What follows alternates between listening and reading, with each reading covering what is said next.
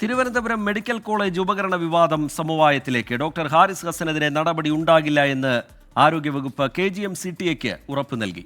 ഇനി വിവാദങ്ങൾക്കില്ല എന്നും മാധ്യമങ്ങളോടൊന്നും സംസാരിക്കരുതെന്ന് സംഘടന നിർദ്ദേശം നൽകിയിട്ടുണ്ടെന്നും ഡോക്ടർ ഹാരിസ് ഹസൻ പ്രതികരിച്ചു.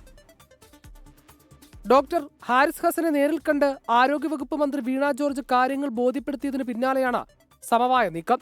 ഹാരിസ് ഹസനെ സംശയനിഴലിൽ നിർത്തി മെഡിക്കൽ കോളേജ് പ്രിൻസിപ്പലും സൂപ്രണ്ടും കഴിഞ്ഞ ദിവസം നടത്തിയ വാർത്താ സമ്മേളനം വ്യാപക വിമർശനങ്ങൾക്ക് വഴിവെച്ചിരുന്നു. പിന്നാലെ KGM-CTAയും വിഷയത്തിൽ ഇടപെട്ടു. ഫർദർ എൻക്വയറി ഇതിൽ ആവശ്യമില്ല. അപ്പോൾ ഇപ്പോൾ നടക്കുന്ന എൻക്വയറിയിൽ അദ്ദേഹം സ്റ്റേറ്റ്മെന്റ് കൊടുക്കുന്നതാണ്.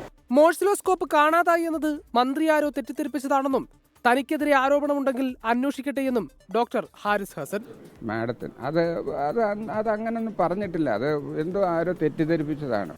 ഉപകരണ വിവാദത്തിലെ അന്വേഷണ റിപ്പോർട്ട് DME ഇന്നലെ ഉച്ചയോടെ അഡീഷണൽ ചീഫ് സെക്രട്ടറിക്ക് കൈമാറി. റിപ്പോർട്ട് ഞാൻ സമർപ്പിച്ച സ്ഥിതിക്ക് അതിലെല്ലാം ഞാൻ എഴുതിയിട്ടുണ്ട് വ്യക്തമായിട്ട്. വിവാദങ്ങൾക്ക് പിന്നാലെ ഒരാഴ്ച അവധിയിലായിരുന്ന ഡോക്ടർ ഹാരിസ് ഇന്ന് വീണ്ടും ജോലിയിൽ പ്രവേശിച്ചു. 24 തിരുവനന്തപുരം.